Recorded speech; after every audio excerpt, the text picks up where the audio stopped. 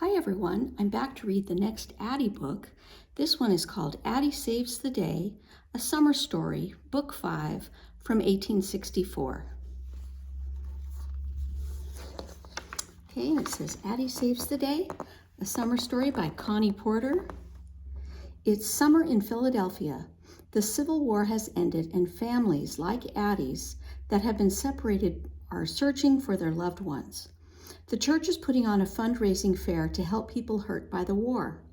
When Addy has to work on the fair with her snobby friend Harriet, their feud heats up again, until tragedy forces the girls to soften their hearts. The fair is a great success. Then suddenly, they discover that the money they've raised has been stolen. Addy saves the day and is rewarded with a wonderful surprise. Okay. And here are our characters. We have Papa, Addy's father, whose dream gives the family strength. Addy, a courageous girl, smart and strong, growing up during the Civil War. Mama, Addy's mother, whose love helps the family survive. And Sam, Addy's 16-year-old brother, determined to be free. Esther, Addy's 2-year-old sister. And Sarah Moore, Addy's good friend. Reverend Drake, the inspiring minister at Trinity AME. Mrs. Drake, the leader of the children's group at Trinity ME Church. And Harriet Davis, Addy's snobby desk partner at school. Okay, chapter 1 is called Seeds of Hope. Addy Walker stood in the middle of the garden with her eyes closed and her face tilted up to the late afternoon sun. She loved the feel of its warmth on her face. Papa called to Addy. "What you doing? Resting? You supposed to be breaking up the ground so that we can plant some seeds." Addy smiled at Papa. "I'm trying," she said, "but it's hard, Papa." "Of course it's hard," said Mama, who was working with a pitchfork. "Nothing good come easy." "I don't mean that kind of hard," said Addy. "I mean the ground is real hard. I can't get my hoe to break through it."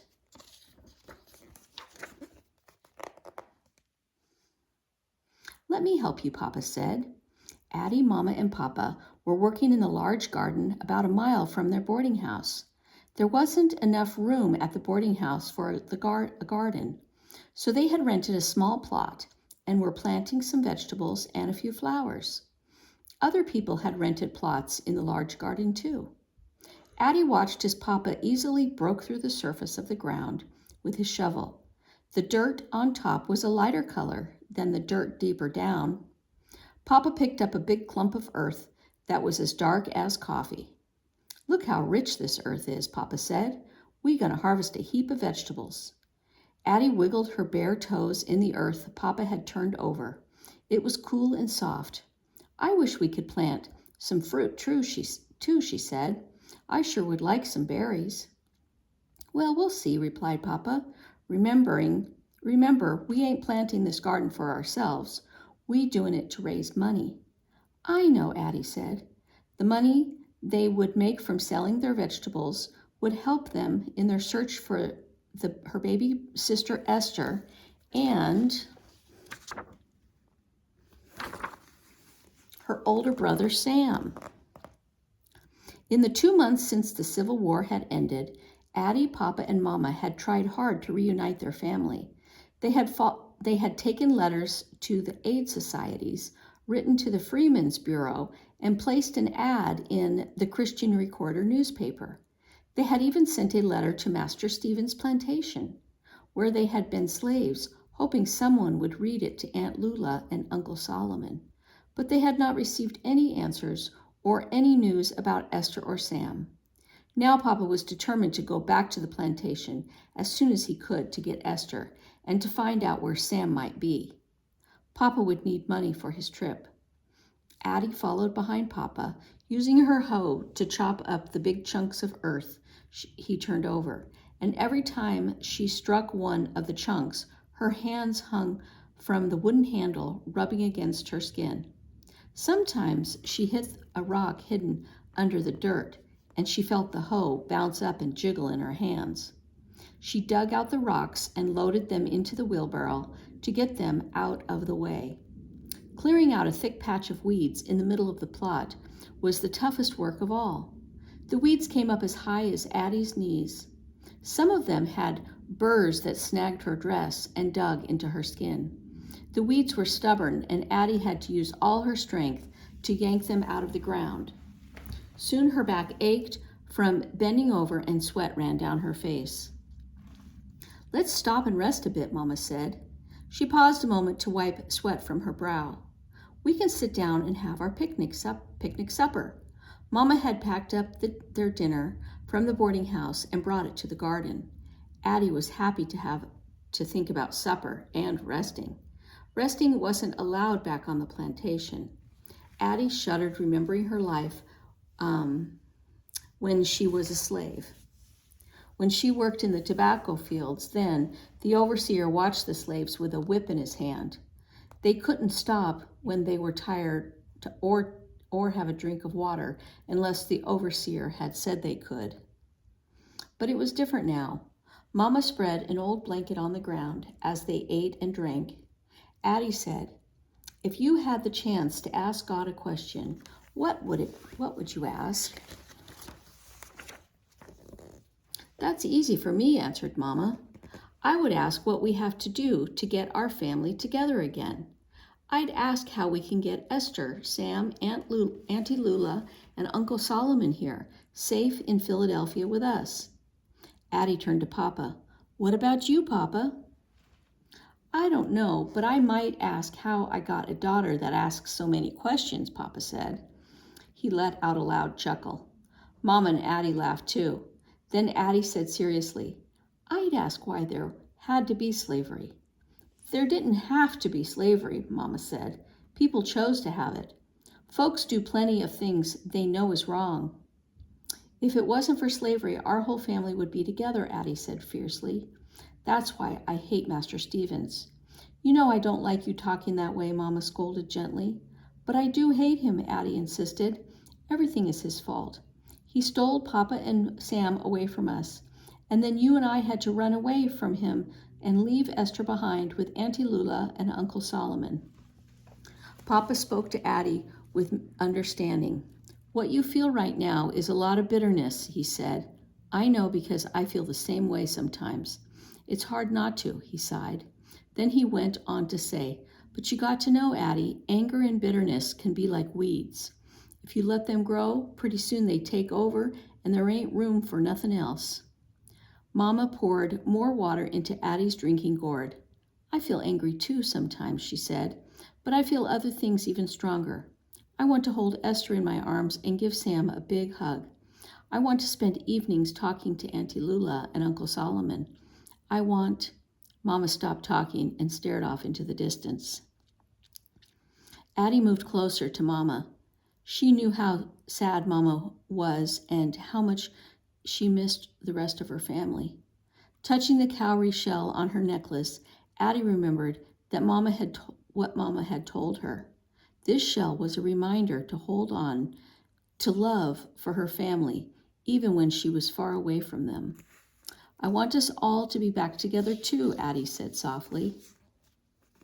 Papa stood up and held out his hand to help Mama stand up too. "Let's clear out the rest of these weeds," he said. "Then we can start planting." Addy worked steadily alongside Mama and Papa for another hour, stopping only to rub dirt on her hands to keep the handle of the hoe from slipping so much. And when they finished weeding, Papa stretched long pieces of string from one end of the plot to the other to help lay out straight rows. Then he walked along one of the strings and used the hoe to make a furrow in the dirt. When they started planting, Addy knelt between Mama and Papa. She watched their hands carefully. Gently, they dropped seeds into the furrow, and then, even more gently, they smoothed dirt over the seeds. Addy tried to be as careful as Mama and Papa. The seeds were precious, not just because they cost money, but because the plants that grew from the seeds would help her family be reunited. Addy knew she was planting seeds of hope. It took a long time to plant the seeds, and Addy was tired when she finally walked to the stream to wash her sore hands in the water. but it was the good tiredness that comes from doing an important job. Papa, Addy said, tomorrow is Saturday. I don't have school. Can I come work in the garden while you and Mama are at work? Mom and I got the day off tomorrow, said Papa, washing the dirt from his hands. None of us gonna go to work tomorrow, in the garden or any place else. Do you remember, Addy? Tomorrow's the day of the big parade, the grand review. But that parade gonna have only white soldiers marching in it, said Addy. Why we got to go see them march? Because their fighting helped bring slavery to an end, that's why, Mama said. And we should honor them for being brave. Well, I hope when the colored soldiers come by, they have a parade for them, said Addy. They was brave too, and if Sam ever got to be a soldier, I'm sure he was real brave. I got no doubt about that, Papa said. I ain't never known your brother to be scared of a thing. Sam is something special. He's brave and strong and funny, said Addy. Remember how he was always riddling me? Riddle me this, he'd say. What's smaller than a dog, but can put a bear on the run? Papa laughed. I got a riddle for you now, he said, as he gathered up the gardening tools. What's big and red and stinking fast?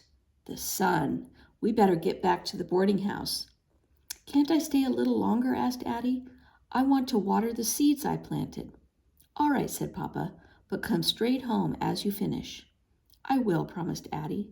She filled up her watering can at the stream as Mama and Papa left. Then she walked slowly up and down the rows, giving the new planted seeds a generous drink of water. Addy felt pleased as she watered the garden. Her hands were still burning a little, but she didn't mind. The seeds they had planted lay safe under the blanket of rich soil, and soon, with help, they would grow. Well, well, well, if it isn't the little plantation girl, said a sharp voice behind Addy. Addy whirled around to see Harriet standing at the edge of the plot, smirking at her. Harriet was a girl from her school whom she did not like. You look right at home in that dirt patch, Harriet went on. It ain't a dirt patch, said Addy. It's a garden, a vegetable garden. Vegetables? Asked Harriet. What's the matter? Don't your parents make enough money to buy food for you to eat? We're going to sell the vegetables, said Addy proudly. My papa's going to use the money to go back to the plantation to get my sister and look for my brother. Oh, yes, said Harriet. You told me about your lost brother. He's the one you think might have been a soldier. She smiled a superior smile. My uncle served with distinction in the 3rd Infantry. He'll be home any day now. My mother says she expects he is a hero and will have the medals to prove it. We're going to have a big party for him. My brother Sam's coming home too someday, said Addy stubbornly. I'm sure of it. Harriet shrugged to show she did not care.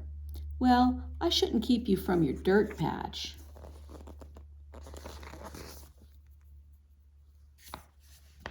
I mean your garden, she said. And she flounced away. Addy watched her go, feeling hurt and angry and jealous. If only she knew as much about Sam as Harriet knew about her uncle. Addy gathered her hoe and her watering can and headed home. The sun had fallen behind the buildings, and the evening air was cold. When Addy got back to the boarding house, she washed her hands carefully. Mama had set out a sheet of paper, a pen, and an inkwell at the table for Addy to write another letter about Esther and Sam. Addy knew the supplies cost precious money. She didn't want to make any mistakes when she wrote because that would be wasteful. Mama and Papa sat next to Addy at the table and reminded her of what she should say. You got to remember to say, when we last saw everybody, Mama said. That's right, said Papa, and make sure you tell how they can find us here in Philadelphia. And don't forget to say we love them all, Mama reminded Addy. Addie smiled. I won't leave that part out, she said, as she dipped her pen in the ink and carefully began writing. Mama and Papa watched as she wrote, their faces full of concern. Scritch, scratch. Addie moved the pen across the paper. She knew the words she wrote were nothing more than shapes to Papa, who could not read or write. And when she finished, she read the letter to her parents. That's real nice, Addie, Mama said. Papa nodded. You write real good, he said. We'll take the letter to the Quaker Aid Society first thing in the morning, before the parade. June 9th, 1865.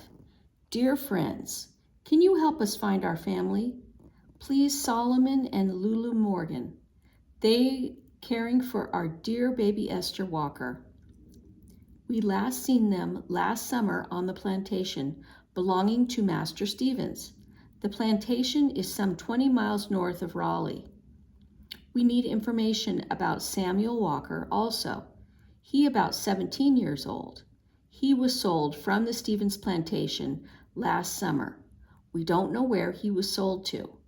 If you can, help us. Write to Ben Walker on South Street in Philadelphia, Pennsylvania.